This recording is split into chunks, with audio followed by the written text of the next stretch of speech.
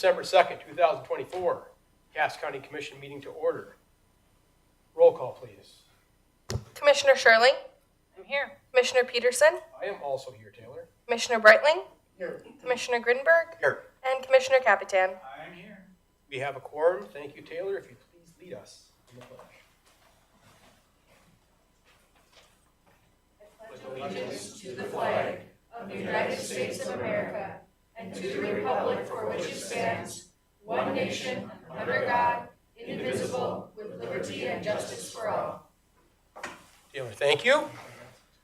At this time, I would like to call my good friend Judge Wade Webb and our newly elected county commissioners. All three of you, please come to the front. Judge, you have the floor, sir. Won't be long, I promise. I'm a lawyer and all, but it won't be long. Chair Peterson, Vice Chair Grinberg, Commissioners, a couple quick things that are important. Don't mean to be quick for brevity, but mean to be quick. They're important. I want to say thank you. My chief has instructed me to thank you on the commission's vote last Tuesday, the special meeting having to do with approving bids for a courtroom. My chief is appreciative. I am appreciative. Thank you. Commissioner Breitling, Commissioner Sherling, Chair Peterson, Vice Chair Grinberg, Commissioner Capitan, it matters. It will be used. Thank you, thank you, thank you, thank you, and thank you. Appreciate it. Not easy decisions, I respect that. Appreciate the work on it. Chair Peterson worked a lot on that. It matters. Thank you. Briefly, Commissioner Sherling's last day today. Known Mary for a long time. You are a great commissioner, a better person. I know you socially, I know you professionally. You've always done your best to be fair to everyone. You've done a great job. Thank you for your service. Appreciate you. My good friend, Chad, I'll try. You're not going to cry, I hope. I promise I won't. Maybe. You and I don't always agree. You are always public first. You are always concerned about the taxpayers. You are always concerned about how the budgets are spent. You are always reasonable. Appreciate you. You are a good person, a good friend. I'm blessed to have you in my life. Right back at you, Judge. Thank you. That's it. Commissioners to be, please approach to get sworn in by my good friend Judge Wade Webb. They sign. Once you talk to them, they sign. I will do so. Who are we doing first? I would say go in order of one, which is my good friend Tim Flacco.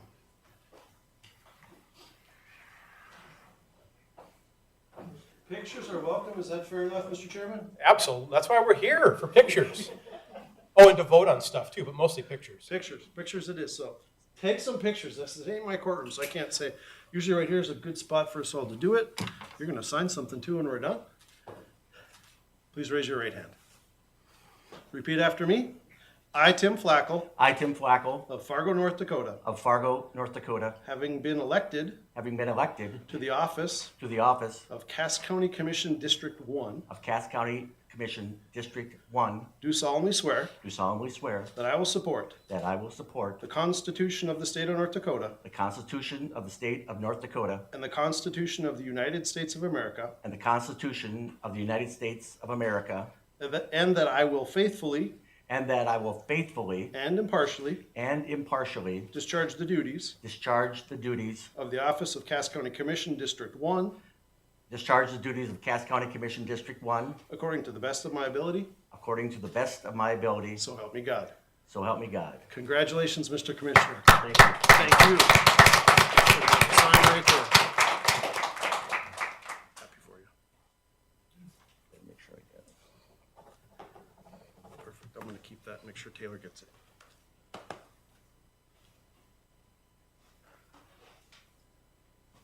Mr. Vettel, you're up next.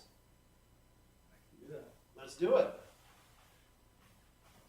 Can't sign yet. Looking forward to this. All right. Let's do it. All right. Raise your right hand, Joel. I, Joel Vettel of Fargo, I, Joel Vettel of Fargo, having been elected to the office of Cass County Commission District 5, have been elected to the Cass Commission District 5, do solemnly swear do solemnly swear that I will support that I will support the Constitution of the State of North Dakota the Constitution of the State of North Dakota and the Constitution of the United States of America, and the Constitution of the United States of America, and that I will faithfully that I will faithfully and impartially and impartially discharge the duties discharge the duties of the office of of the office of Cass County Commission District 5 Cass County Commission, District 5, according to the best of my ability, to the best of my ability, so help me God. so help me God. Congratulations, Mr. Commissioner. Thank you, sir.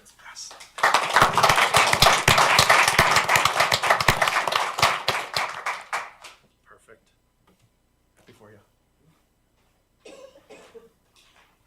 Last but not least, we got Mr. Experience. Can I just sign it? Nope. No. We've done this a time or two before. We got to do it again, right? All right. Let's do it. I, Jim Capitan of Fargo, North Dakota, I, Jim Capitan of Fargo, North Dakota, having been elected having been elected to the office to the office of Cass County Commission District 3, of Cass County Commission District 3, do solemnly swear do solemnly swear that I will support that I will support the Constitution of the State of North Dakota the Constitution of the State of North Dakota and the Constitution of the United States of America, and the Constitution of the United States of America, and that I will faithfully and that I will faithfully and impartially and impartially discharge the duties discharge the duties of the office of Cass County Commission District 3 Cass County Commission District 3 according to the best of my ability, according to the best of my ability, so help me God. so help me God. Congrats again, Mr. Commissioner. Thank you, sir. Happy for you. Okay. Commissioner Sherling, any parting words? Oh, well, Thank you, sir. thank you, Commissioner Peterson. No, I really don't have anything much to say at this point. We have had so many goodbyes in the last month or two, actually, with our final board meetings over and over and over again. But I just thank you to all the staff, the department heads, and everyone here that has supported me in the last 12 years. And I just presented to Commissioner Breitling here to my left this, this was left by Commissioner Ken Pollack to remind us to pinch a penny as much as we can. So I would urge all of you to continue that. I think we've done a great job of keeping property taxes down as much as we could and spending prudently with the resources that we had. So I'm looking forward to the next chapter. Good luck, everyone.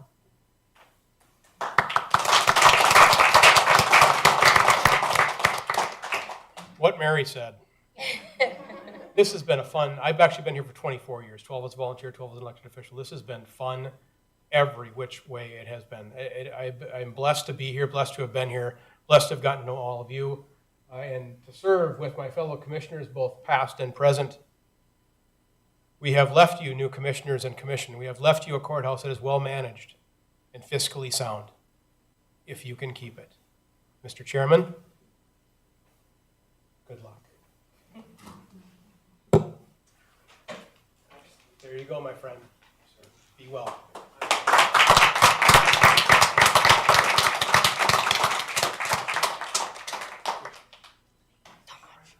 Thanks.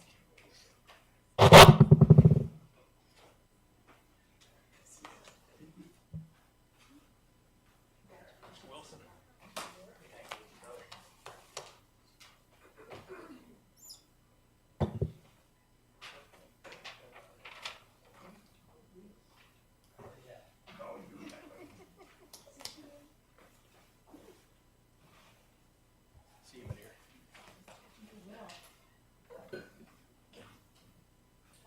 Okay, Commissioners, next order of business, approved minutes from the previous meeting. I would stand for any corrections. Been moved, is there a second? Moved and seconded. Mayor, do we roll call or voice vote? All those in favor signify by saying aye. Aye.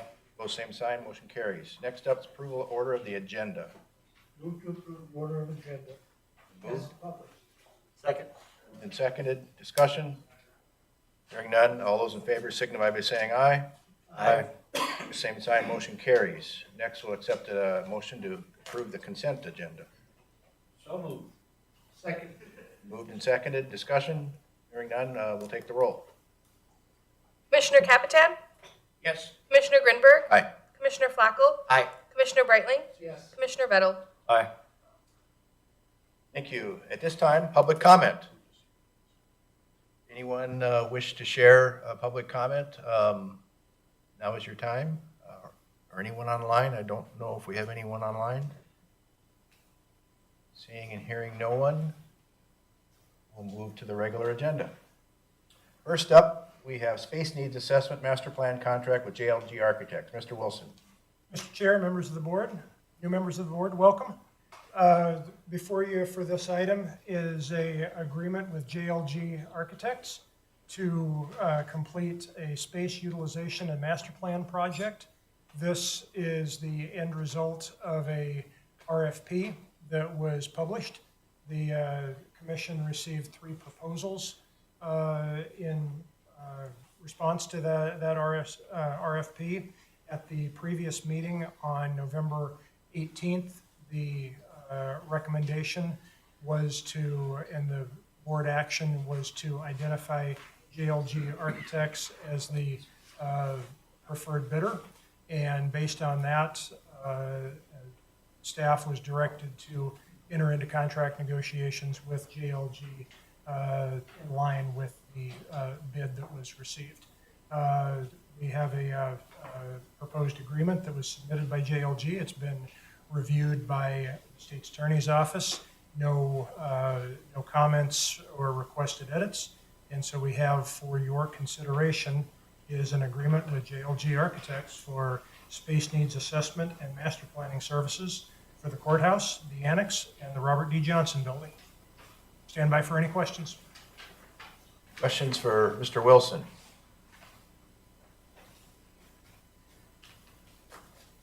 Move to authorize the signing of the documents. Moved and second? Moved and seconded. Discussion? I would just add on top of Mr. Wilson's explanation, there's been a considerable amount of discussion and effort to understand the needs of our complex here. Earlier, we heard from Judge Webb and his appreciation to expand another secure courtroom.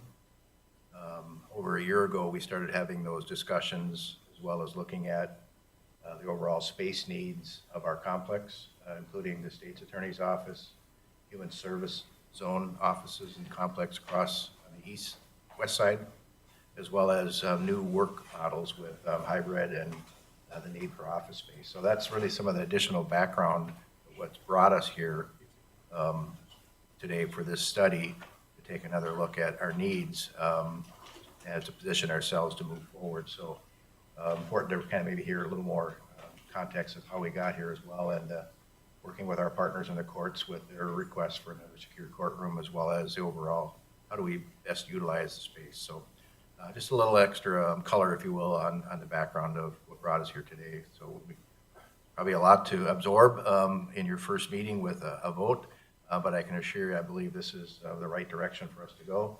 And I would encourage you to spend time as well to, in the coming weeks, month, this winter, to understand and see the space that we currently occupy and how that might change in the future. So with that, Kayla will take the roll. Commissioner Bettel? Aye. Commissioner Grinberg? Aye. Commissioner Capitan? Aye. Commissioner Flacco? Aye. Commissioner Breitling? Yes. Thank you. Next up, Mr. Susi. 2025, 2029 Highway and Bridge Plan.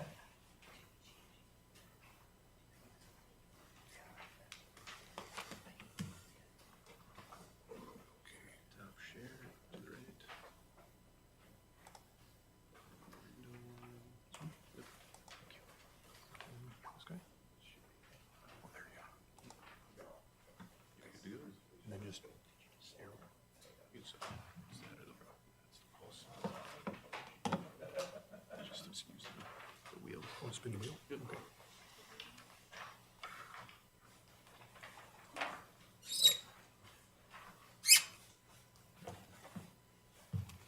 Okay.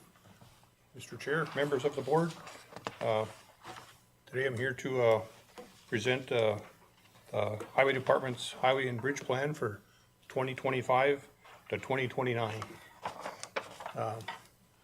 So for us, this is a living document that we use to plan our road and bridge projects. First, I guess I'd like to thank Kyle Litchie. He's the assistant engineer at the Highway Department. He's done a lot of heavy lifting creating this document, along with Blaine Lavig, I also am a member of that team. We work on that. And then also Trevor, he does all his magic with the GIS and creates all these, the pages and the appendices in the end. So with that, I'll start.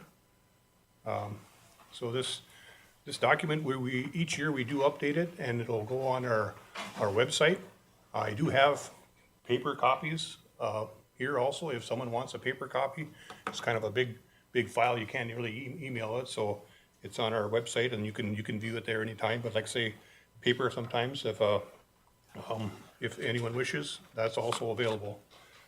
So this is just what it kind of looks like, the cover of it. So each year we kind of update the cover with the most current projects, and this year we have the 52nd Avenue Bridge, and that was a project that we done with the city of Fargo and the city of West Fargo and Cass County. The bridge got widened out, and 52nd to the east, and the roundabout got widened out. And below that is the south, on the lower right, there's the 52nd Avenue roundabout itself, and then there's a bridge out in West Vallis, and some paving down by Horace. And just a table of contents that we have. All the different things that are included in this this highway plan. So it started about back in I'd say like 2011 we started this, and each year it keeps getting bigger and it's growing, and we keep adding. Sometimes we'll add appendices to it, but it's been a great plan to be able to track our proposed future projects and how we want to keep moving forward as a highway department. So in there, I guess it's just all the different contents that are in there. I guess it's got all the design standards and our snow removal routes. We got our paved and gravel roads maps in there, and then we talk about funding of how we fund all our roads and bridge projects, and basically kind of what we're up against based on our funding that's available and how we can keep the highway department moving forward. And the next one is the appendices themselves. So Trevor does a great job building these. And the first two there, Appendix 1 and 2, as we'll get into them here, that's the heart of it, our road and bridge projects. And then it gets down to other things there, I'll get into those further here, but these are all the appendices that are in this report. Like I say, each year they keep growing, and we keep tweaking them. So the purpose of our plan is for Cass County to operate and maintain the highway system itself in conjunction with all the state and regional and local partners. It helps serve the transportation needs of all the residents and businesses.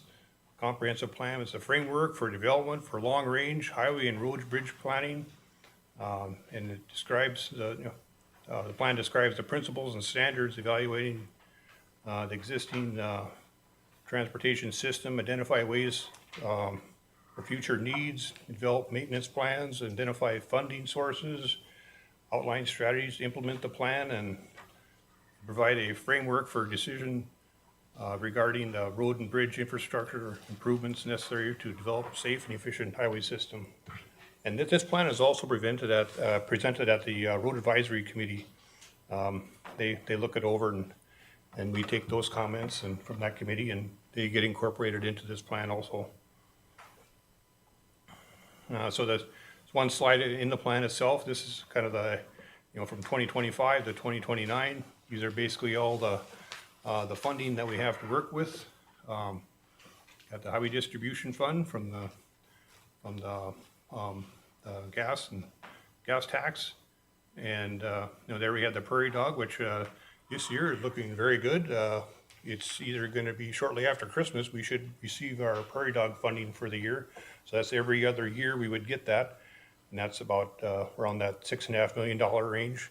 So we actually have that money is programmed into here, but in the event we didn't get that, we can always, that's the beauty of this plan, we can always, we have plans, and our projects are, we try to design as many as we can ahead of time, but we can adjust by having this plan to I guess basically to keep up with the ebb and flow of whether or not we would get this funding or not. But it's looking good that we're going to get it this year, and then probably again, and if everything stays status quo here in 2027 again, and again in 2029. So, and then the legacy fund that kind of goes in between the years. We got that last December. So without those funds and any other funding that's available, our roads would not be anywhere near where they are today. So the heart and soul of this this plan, appendices 1 and 2. So number 1 shows all the road projects that we are looking at doing in the next 5 years. So the 2025 ones are listed there. We bid 2 of those already. The paving, we're up by east of Page and down by Davenport, and also the work from Tower City to Buffalo to rebuild that segment along with the bridge. So we're still in the process of bidding the rest of it, so following our plan. The next one is the bridges for the next 5 years.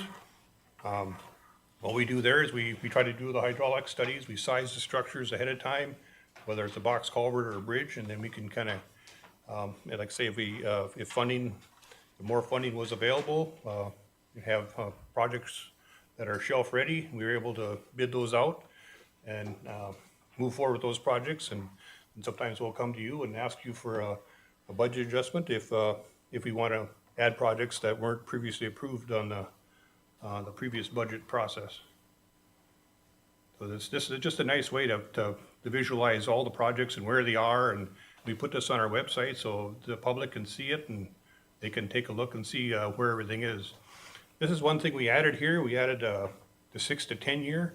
So it gets kind of tough when you go out another 5 years, when you go from 2030 to 2034 for all the road projects, but Kyle's done a great job and to work those in there. We just do it for the roads right now. The bridges get really hard to try and project out that far, but the roads, we have those in there as of now.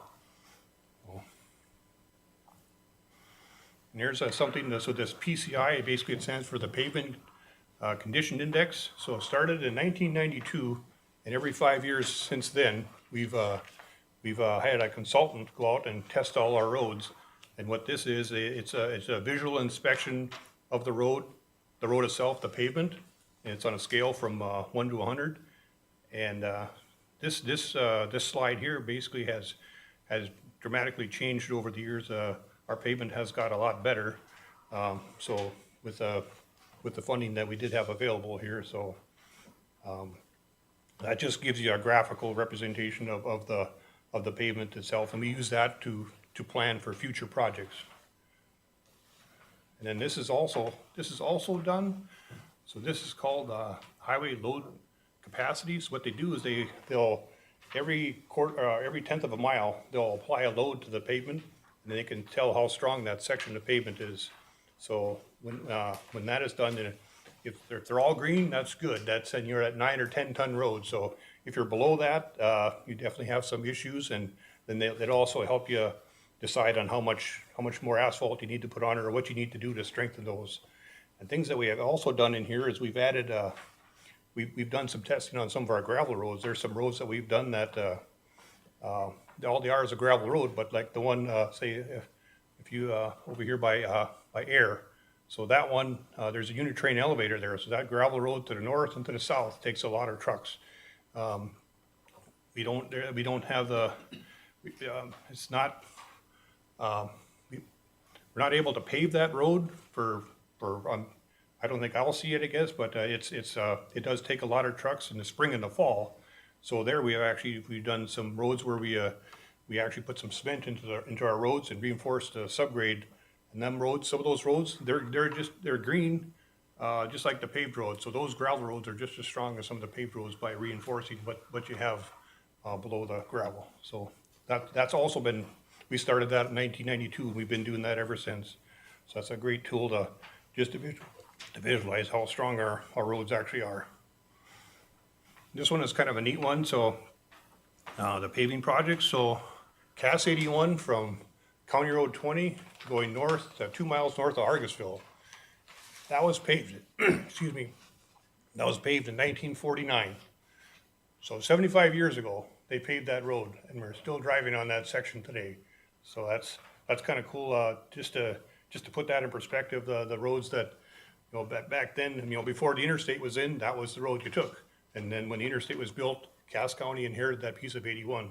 So I say that's been there since 1949. There's just asphalt patches over like where the culverts are, and it's got gravel shoulders, but we do plan on, in the future, there's some projects we have projected there to rebuild that section, but there we're waiting for the diversion to be completed, so we go north and south of it. But just kind of neat to see the age of our pavements and how long they've been performing. So, and this one here shows all, these are all our bridges.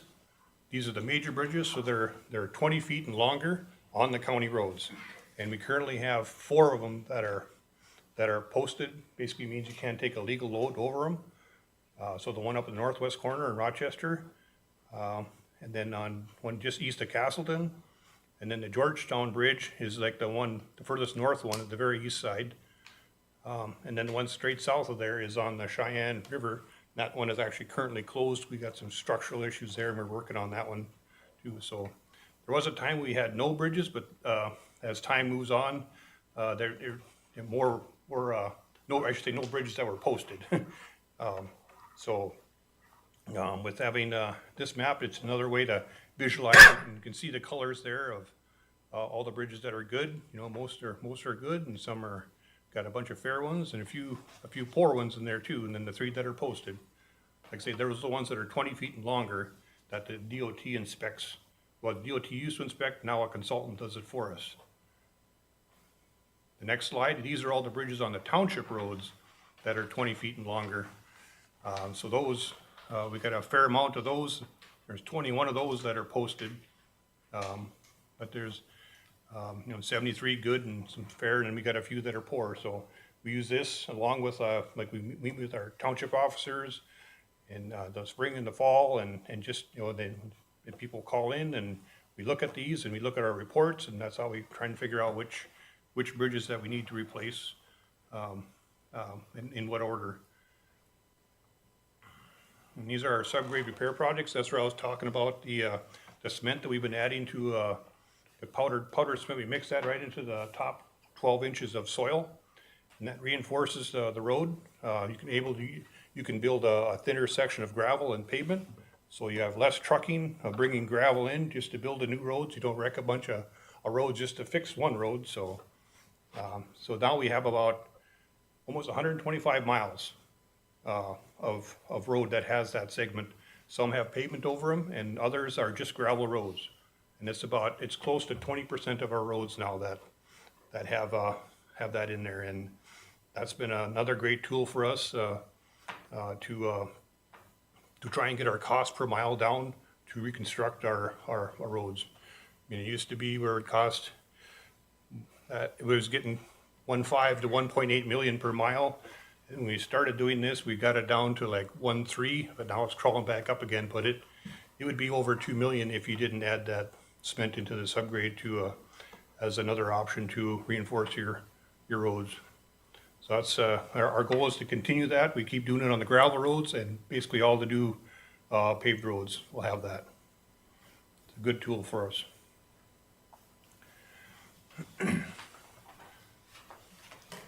Yeah, I got this one in here twice. So this is basically just the next 5 years after, from 2030 to 2034 for the roads. Okay, and this one is kind of a scary one. Sometimes I guess it's the red unknown. There are some roads that used to be township roads, and we took them over. So this road shows the last year the road was rebuilt, or the last year that like all the culverts got replaced. So but we do have a program where we do look at a lot of the culverts that are underneath the road. So we do have an idea what condition they're in. But they're the very top ones, some of those are 65 years old. So when those culverts get to be that age, sometimes there's no bottom left, and especially if they start out as metal, they're, you know, in this area, if you get 45, 50 years out of a culvert, you're doing pretty good. But like I say, we do inspect them just to make sure that they are that they are okay. So this also gives us an idea of roughly what percentage of our roads and how old they are and how old our infrastructure is. So although our pavement might be getting better condition, the infrastructure underneath it, that's very important to keep that strong and functioning. And this one here is all the crashes that we have on our roads. So it's this data here, as you get around the metro, you see the green there kind of glows around the roads a little bit more. The bar graph on the right there, we had a kind of a downward trend. We kind of flattened out, and then they're kind of going back up again here now. Some things that did help, we put the edge line rumble strips. We put those in, and we increased some of our no passing distances. But as you know, maybe some of the data was partially skewed just with the by having more traffic around the metro. Out in the country, probably the crashes really haven't changed as much. But as you got a lot more traffic around, the Mapleton and north of West Fargo and the Horace area, that all comes into these figures here. So. And this map just shows all the roads that we have that are 65 miles an hour, all the green ones. The dash ones we're considering, but there's some things we need to do to those. There's maybe some guardrail changes on some of the bridges before we would switch those to 65. But we have got a lot of positive comments for the roads that we did switch to 65. We want to make sure that the shoulders are wide enough and the slopes are flat enough and it's safe before we do switch that. And this one, this we started here about 5 years ago. What this is a snapshot since 2000, from the year 2000 to 2023.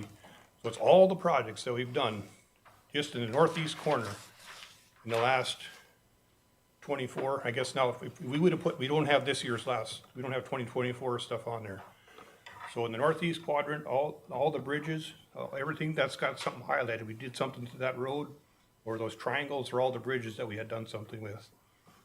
So in the northeast corner, so east of State Highway 18 and north of I-94, we spent $84.3 million. You get down to southeast, so east of 18, south of 94, $69.4 million. In the southwest corner, west of 18 and south of I-94, a lot of structures out there and roads that were done, $43.9 million. And then up in the northwest quarter of Cass County is 45.1. And all those numbers, they all add up to actually about $242 million. If you actually would add this year's projects to it, it'd be over 250 million. So basically $250 million in the last 25 years we've spent on roads. But that's a combination of all the funding sources, the federal money and every other source that we have that we've been just putting in. The last few years, though, it's going like this. The number, it's going higher, faster, but everything costs so much more. So but this is a great tool that also tracks, just shows where our projects have been. So, and that's kind of the whole slides that I have. I guess I'd be willing, if anybody has any questions or needs to go over something a little bit more, I certainly welcome those. Sure. Tom, thank you for your presentation.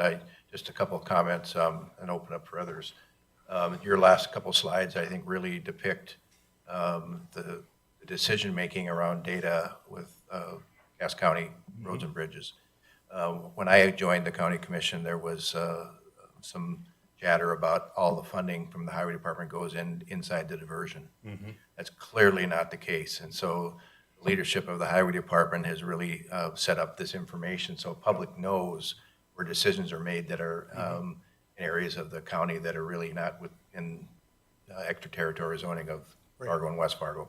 Important footnote to remember, in particular with Commissioner Vettel, your rural portfolio, understanding that when you get feedback is very instrumental to help dismiss any rumors as far as where the funding goes to, for roads and bridges. And outside of public safety, which is the number one, roads and bridges are number two with rural residents.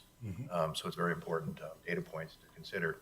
We'll know Wednesday. There has been some discussion that we picked up on earlier this summer that the outgoing Governor Burgum will have in his final budget address Wednesday. Okay. Potentially, or at least we've heard possibly, potentially, proposal for the state to take over more of the county roads. Okay. If that is a proposal that is delivered on Wednesday and the legislature does embrace, by next spring, when the legislative session adjourns, some of this mapping and these plans might change because of responsibility change. So we'll stay tuned on that. Other comments, questions for Tom? Commissioner Flacco. Mr. Chairman and Tom, just a process question on Appendix 4. It references load limits. When are those, what's your kind of your window of when you can measure those? What months are acceptable or unacceptable kind of range? So when they take those tests, it's in the summer months when they do that. So basically that's saying whether or not you can take an 80,000 pound truck over any of those roads or bridges. So if they're posted, you have to take something less than an 80,000 pound. You just follow. Yeah, yeah. You And we just follow migrate. the DOT's Okay, thank you. standards for that. Yes. Other questions, comments? Commissioner Capitan? I have more of a statement than anything. The first couple of years I was on, Tom and I and Kyle went out to a couple of these, I think it was Castleton once and Forest, not Forest. A couple of places just for question and answers, of showing the township people what they have done and what they propose to do. And last year, Robert had lined up a couple of meetings where we all went out to, I think, Castleton and Page and had meetings with the people out there. I'd like to see that continue in different areas, Buffalo or Howard City or someplace, and have the highway department.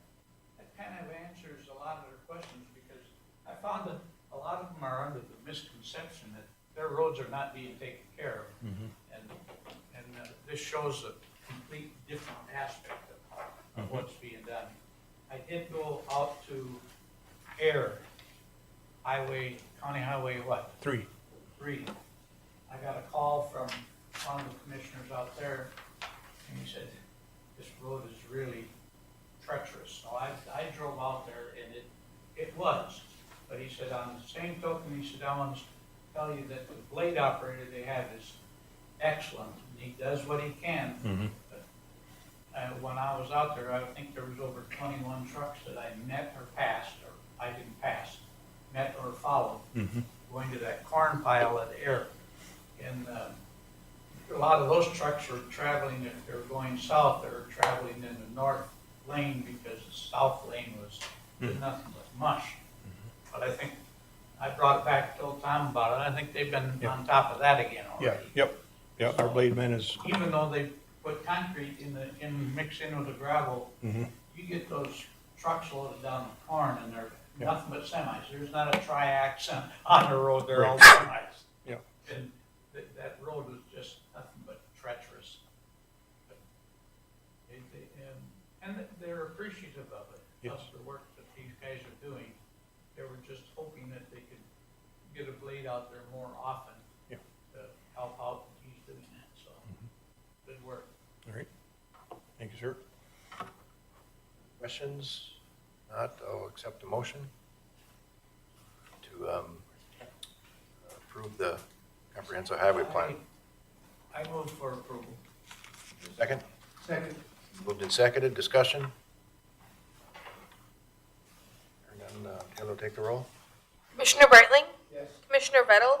Aye. Commissioner Grinberg? Aye. Commissioner Capitan? Aye. Commissioner Flacco? Aye. Thank you. Next up, Mr. Wilson, meeting dates, rotational meetings, and parliamentary procedures. Mr. Chair, thank you. Members of the board, this and the previous agenda item are ones that typically those would be on our consent agenda at the beginning of a new year. Obviously, we wanted to have a little discussion of them and just highlight really the work that goes into that document and the work that it drives on the highway department. By the same token, wanted to just talk through a little bit of the calendar of how we set up our yearly calendar is just for awareness. Generally, we meet on the first and third Mondays of each month. Obviously, commission meetings 3:30. Committee meetings will be prior to commission meeting earlier in the afternoon. There are a couple of notable exceptions where we adjust those times a bit.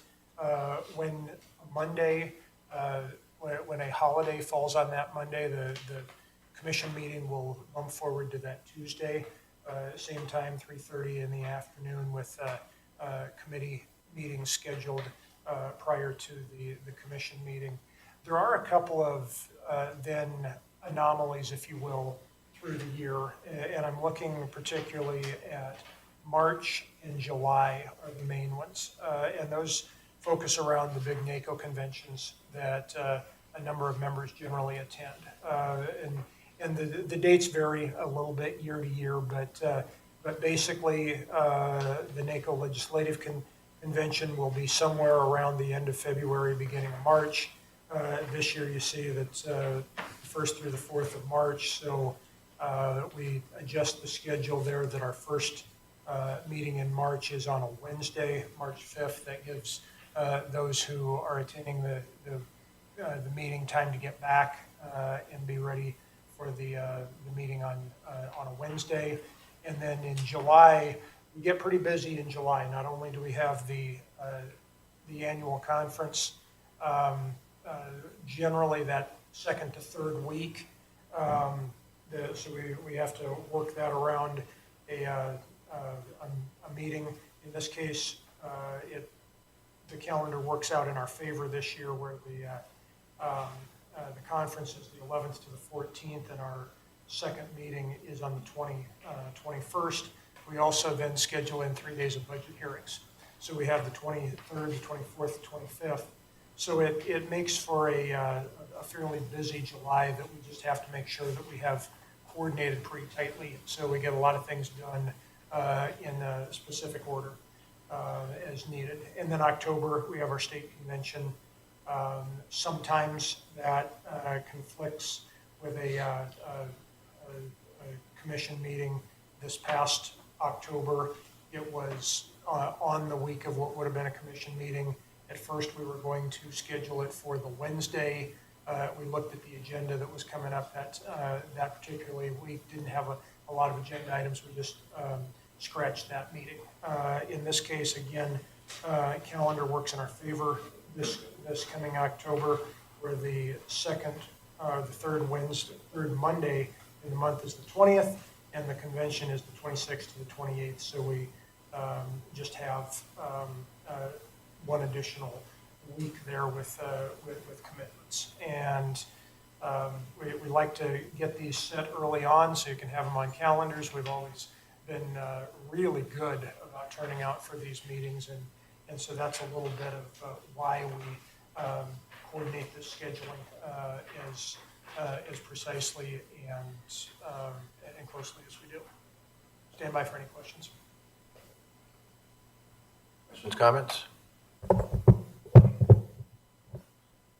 Accept the motion. I move the schedule as presented. Comments? I would just add to Mr. Wilson's explanation, important to get these dates all on your calendar. First year I was on, I put first 3 months in and then woke up one morning and missed a meeting. So I put all mine on the first year, so everything's loaded in, so you know where it's at. And Commissioner Vettel and Commissioner Flacco, drinking from a fire hose maybe to some degree, but this will all come together. One of the things you'll find, and I'm not sure what the park board's process has been in the past, but our budgeting is a very effective method where every department comes in and shares their budget and their requests. And so there are straight up votes on every department, which is different than, for example, the city of Fargo, where the mayor presents a budget and then the commission, then has their opinions on it. You will be at the table for every budget. And that's the 3 days that Mr. Wilson mentioned. It takes about 2.5 days to get through that, but it's a very effective way on budgeting. Any other comments? And then we'll take the Commissioner Breitling. We'll take the roll. Commissioner Flacco, Aye. Commissioner Breitling, Commissioner Vettel, Aye. Commissioner Grinberg, Aye. Commissioner Capitan. Next, we have approved vouchers and Commissioner Capitan. Mr. Chairman, I have reviewed the vouchers and I move for their approval. Second. Discussion. Hearing none, we'll take the roll. Commissioner Grinberg, Aye. Commissioner Capitan, Aye. Commissioner Breitling, Yes. Commissioner Vettel, Aye. Commissioner Flacco. Aye. For the two new commissioners, approving vouchers is rotational. Their name will show up at a periodic time that you'll get in advance, the vouchers to be paid for the period. And it's your role to review those to see if there's anything that looks unusual and bring those up at the meeting. If not, then Commissioner Capitan did. So, and then customary item 5 is we have committee reports. We go around and share what's going on with our respective areas. We generally lead off with Mr. Wilson. Mr. Chair, members of the board, a couple of things to bring to your attention. Obviously, we're closing in on legislative session opening over after the first of the year.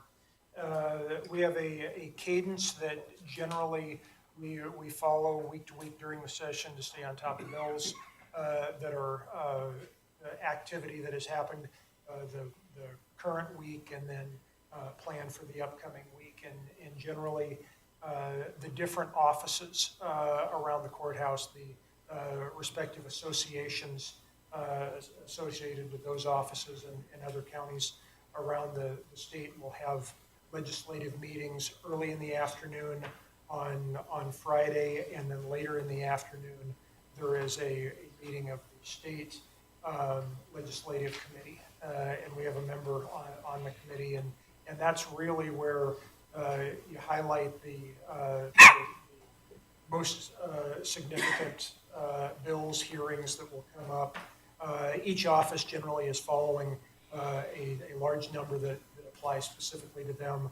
The ones that kind of raise to the top of the most overall county significance get the most attention there at that overall legislative committee hearing, and that's really where the game plan for the following week is set of who's going to be in Bismarck, testify on various hearings, who's going to reach out to legislators. We're looking at a structure that is essentially similar to what we've done in the past.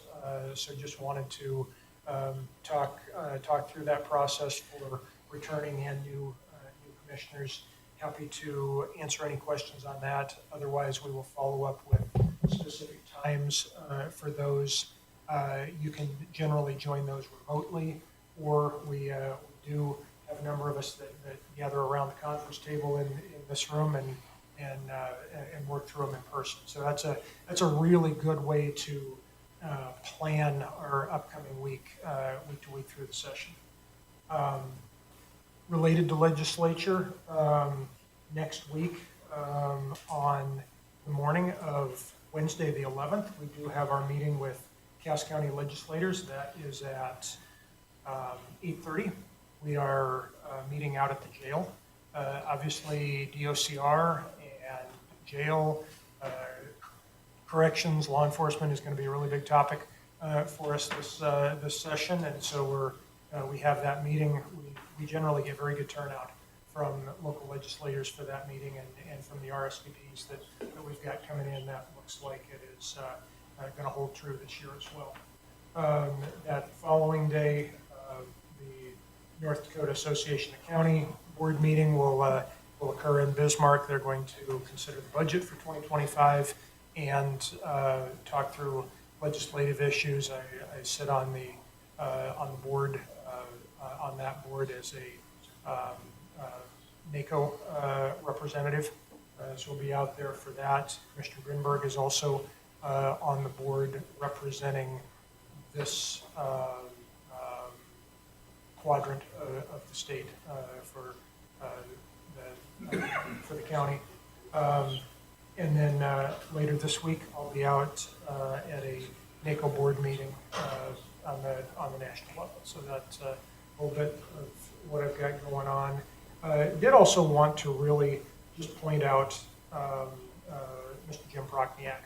And one of the things that I picked up a couple of weeks ago as a coming initiative for NACO, is that they are looking at the national process for disaster relief, the process for applying for relief, the reporting requirements, tracking, the timeliness of all of this, because those who are veterans of flood fights more than I are aware that sometimes the responsiveness isn't particularly timely on a lot of those things. And so I shared the basic framework of the structure of what this task force is going to look at, and just ask for Jim to kind of react to it and see, give some thoughts of where they were on track, off track, should focus their attention.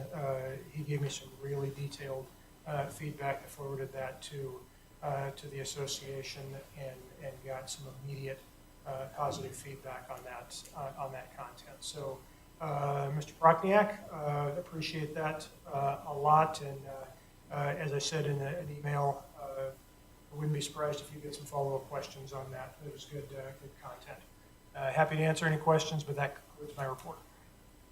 Questions for Robert? Commissioner Brightling? The only thing that I would compound is the meeting for the 11th, and that's at the jail, the newly constructed or under construction jail.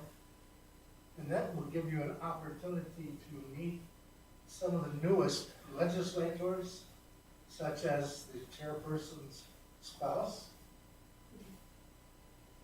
and others who have been recently elected, to try to influence those people to listen to the problems that we have and appreciate how we can address those problems and fund them as well. Thank you. Commissioner Vettel, the mic's yours, whatever you want to share. I was just listening. Thank you. It's Attorney Hedvig. The biggest thing on my radar right now is that we were able to hire a replacement for Ryan Youngren, who was just elected to be a judge. Thank you, Chairman Peterson, Robert Wilson, HR department. I think we did it in record time. We posted it the day after the election, made an offer on Friday. So less than 20 business days, which I think for hiring a professional position is probably a pretty darn good turnaround. So thanks for your assistance with that. This week, I will be heading out to the state hospital voluntarily to meet with state's attorneys from across the state, as well as the head of the state hospital, and I believe the head of the North Dakota Health and Human Services Department. A few weeks ago, I didn't have a single proposed bill in my email, and now today I probably have well over a dozen, and I expect that a lot of the bills we'll be looking at will be things that impact directly the state hospital, the Department of Health and Human Services, and then how they both intersect with the justice system as a whole. In a couple weeks, we'll be doing a lunch and volunteer event in my office. This will be our second annual. The jail chaplains will come over. We're gonna have a soup cook-off, and then we'll be packing probably over 100 backpacks that are given out to inmates when they're released from jail and into the community. It's a great program. I'm glad that the sheriff does it, and it's fun that my office can be a part of the good work that they do. Then lastly, Commissioner Capitan, who is my new portfolio commissioner.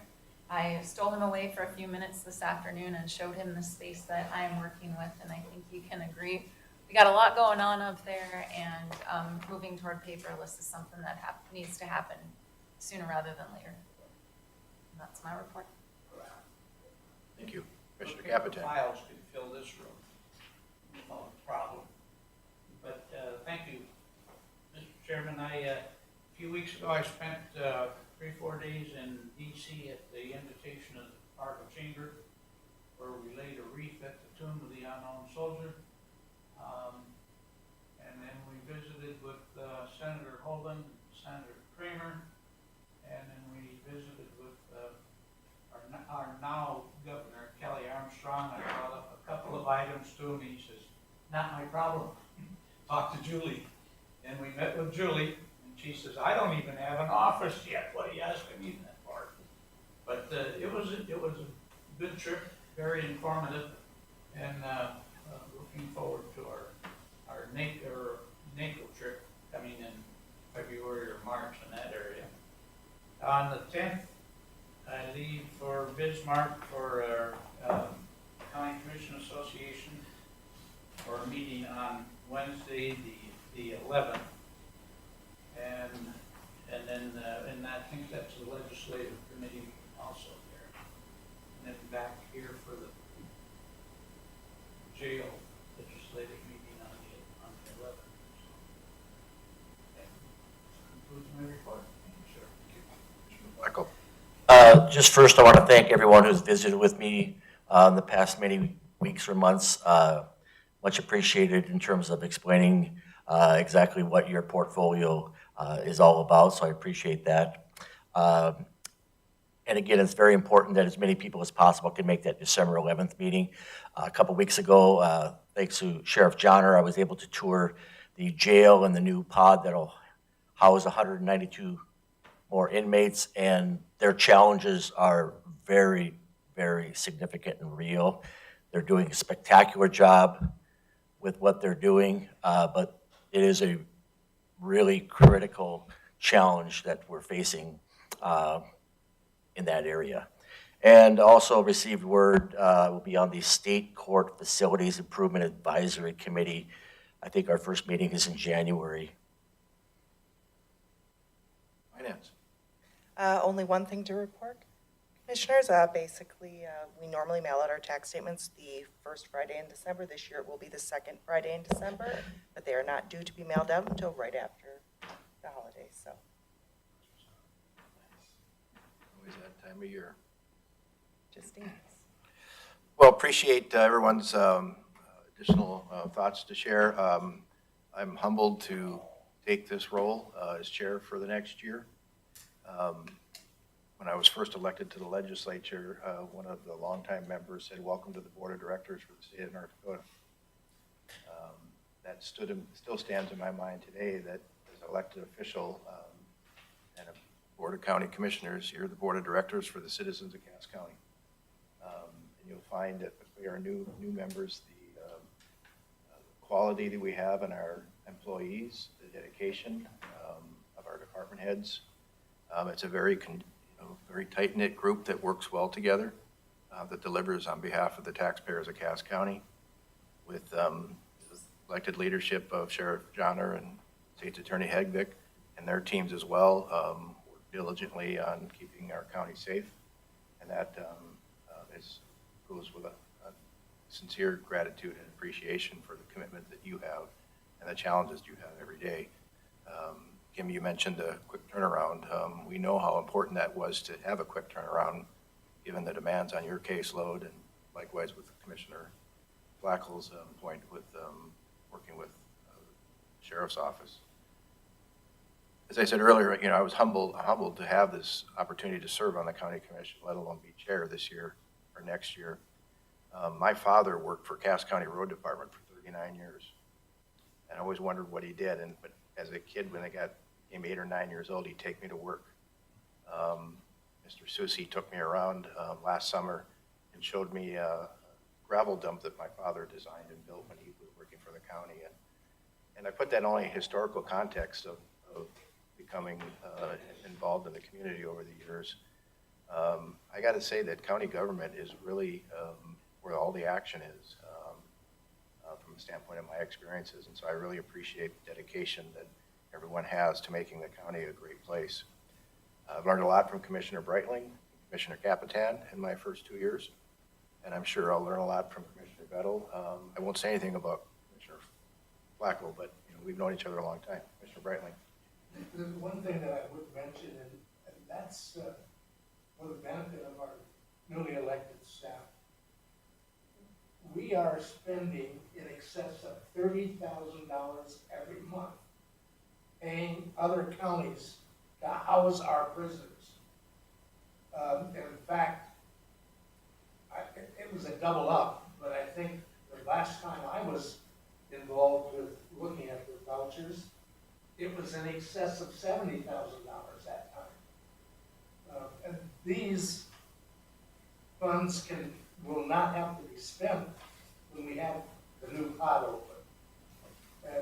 And those are staggering, to me, they're staggering figures. I would agree, Commissioner Breitling. Thank you. I'll get to that handout here in a moment.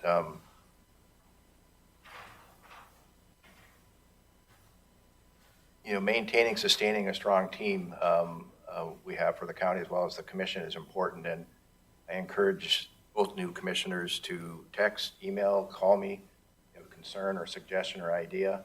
All in on communicating that either directly to Mr. Wilson or myself.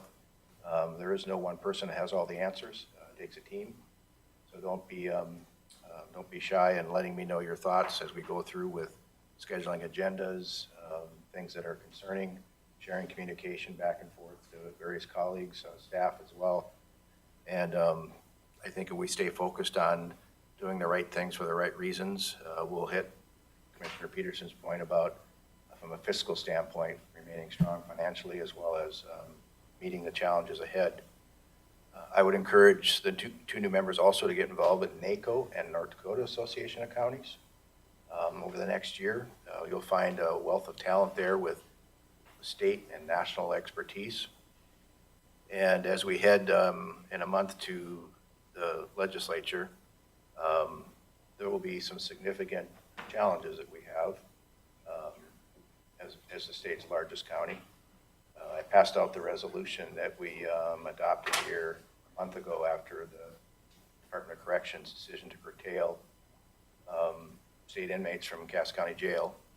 And there's no silver bullet right now on what's the remedy for that, but to give you a sense of the impact for the two new members, when we did our budget process last July, we challenged Sheriff Johnner and his team, can we prorate the $3 million hit to overhead by adding 40-plus new employees to transition, opening the jail expansion in the spring, and then cover that overhead with FTEs over 2025 and 2026.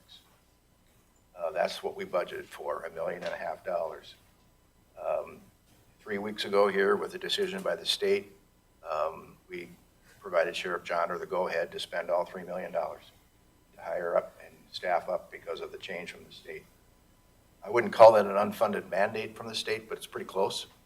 But the right thing to do was to make sure we're fully staffed, which could end up being a full jail expansion as we sit here a year from now. Those are the things that we're going to talk about next week with options. Chief Cebulski, for example, in a meeting we had with the city, Fargo and West Fargo here a month ago, perhaps the state appropriates a 2-year allotment so that the state of North Dakota can move prisoners out to other states to free up space in our state prison to allow counties to continue to send who's supposed to be in the state penitentiary, as well as working with the Association of Counties on a fund that maybe could expand another project for us in Cass County in the next 12 to 18 months.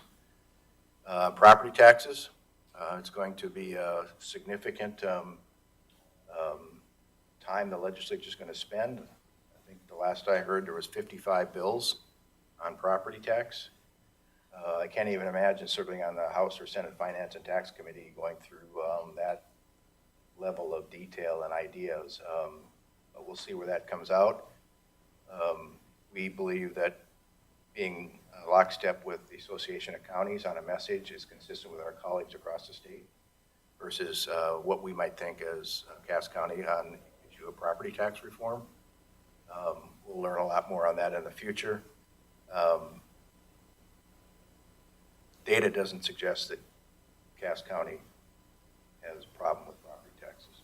You look at the data, and I challenge each one of you new members to look at your last 5 years of your property tax for Cass County. Tell me I'm wrong, because taxes have been reduced by the county commission here by decisions as well as the state in partnership. So a lot of those things are yet to come. The judicial court system, there'll be a lot of time and attention on that, on what is in North Dakota Century Code that provides that county government shall provide adequate space for the court system. Well, this court system now has been unified statewide, and we continue to cover more costs for the state than I believe we should.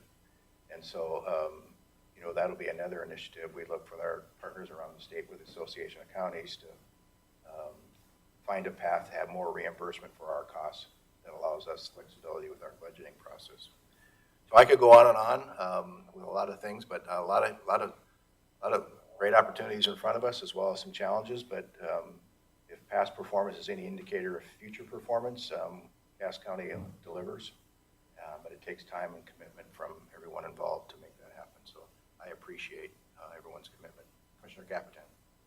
Thank you, Mr. Chairman. I did forget to mention that a name has been submitted for the NDIRF board, and because one individual who was just put in there did not get reelected. And I've been up twice now. This was the third time, so 3 times now. But and then also for the NACO Board of Directors. The gentleman who held that before did not get reelected. So my name was in there for both of them. At the time, I'm retired. When will that decision point? I think the decision on both of them come on December 11th.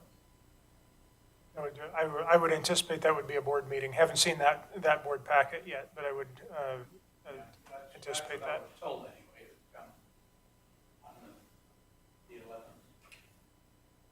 Yep. Correspondence. No correspondence. Motion to adjourn. So Moved and seconded. All those in favor, signify by saying aye. Opposed, same sign. Motion carried. We are adjourned. do it right.